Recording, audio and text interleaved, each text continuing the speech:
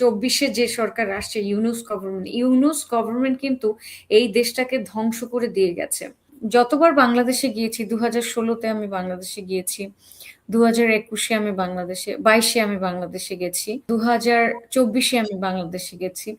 তো প্রতিবারই কিন্তু আমি রাস্তায় আপনার পথশিশু দেখেছি, যারা পুলিশের সামনেও ডেন্ডি খায়।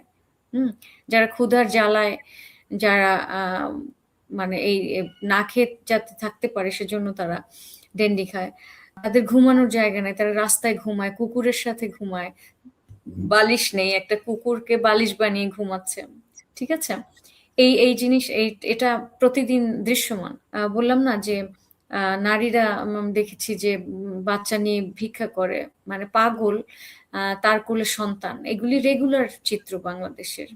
এখন যেটা হয়েছে যে তাহলে এই সরকারের যে তারা কৃষক কার্ড দিয়েছে, কৃষককে যে আপনার ওই ঋণ মওকুফ করেছে, ওইটাকে আমি অ্যাপ্রিসিয়েট করি, এবং ফ্যামিলি কার্ড দিয়েছে, দ্যাটস এই দুটো ওয়েলফেয়ার প্রোগ্রাম ওনারা চালু করেছেন। কিন্তু আমি যে যেটা আমি দেখবো যে এই সরকারের ব্যর্থতা, যেটা একেবারে ভিজিবলি যে ব্যর্থতা, সেই ব্যর্থতা হচ্ছে গিয়ে মবকে নিয়ন্ত্রণ করতে না পারার ব্যর্থতা, এবং ইউনূসের সমস্ত অপরাধ মাফ করে দেওয়া, বা ইউনিস সরকারের এক ধরনের এক্সটেনশন হিসাবে এপিয়ার হওয়া, মনে হচ্ছে যে তারা যেন ইউনুসেরই একটা এক্সটেনশন। একটুখানি ডিফারেন্স আছে ফেস গুলির মধ্যে, হ্যাঁ।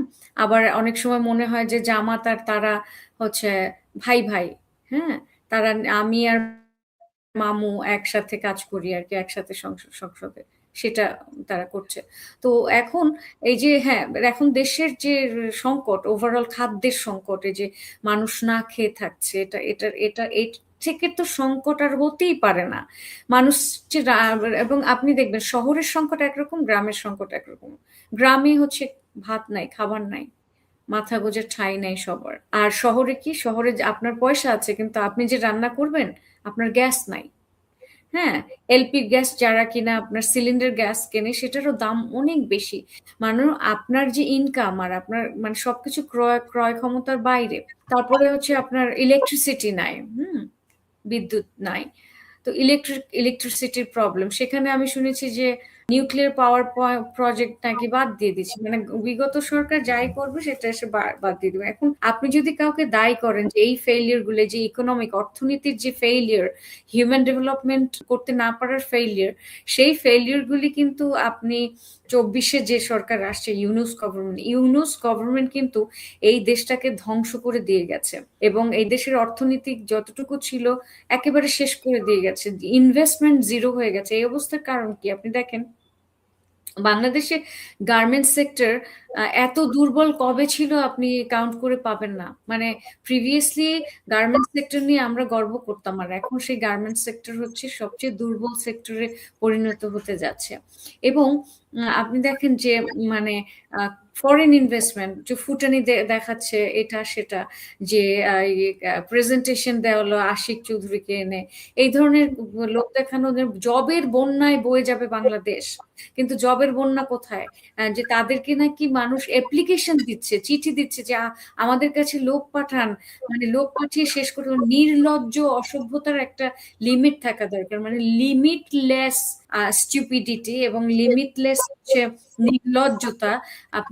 আমরা দেখেছি হচ্ছে আপনার ইউনূসের সময়, এবং ইউনূসের মানে প্রধান কাজ ছিল বাংলাদেশের উপর রিভেঞ্জ নেওয়া। যেমন হাসিনা মানে উনি নিজে বুঝতে পেরেছিলেন যে ইউনূস এক বড় রকমের করাপ্ট এবং বাটপার লোক, যার কারণে উনি, আমরা না তখন খুব অবাক হতাম যে ইউনূসের মতো আমাদের একজন নোবেল লরিয়েট, এবং সেই লোকটার থিওরিগুলি আমরা পড়েছি ডেভেলপমেন্ট স্টাডিজে, ইকোনমিক্সে। আমি যেহেতু এমবিএ করেছি, আবার ডেভেলপমেন্ট স্টাডিজও করেছি, ইউকে তে বসে শুধু ইউনিসের থিওরি পড়তাম। ঠিক আছে, 3-0 তত্ত্ব, খুবই বাকওয়াজ 3-0, জিরো পভার্টি।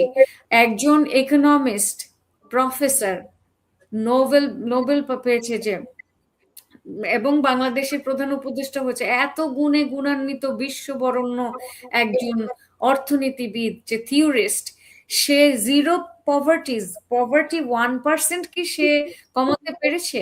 জিরো করে দাও তো দূরের কথা, 99% বাদ দিল, 1% উন্নতি করতে পেরেছে? পারেনি তো।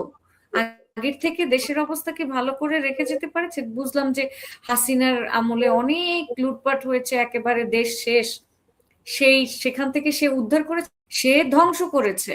তো ওই যে এবং জ্বালা পোড়া যে পরিমাণ ক্ষতি করা হয়েছে, আপনি দেখেন মেট্রো রেল অনেক দিন চলতে পারে নাই।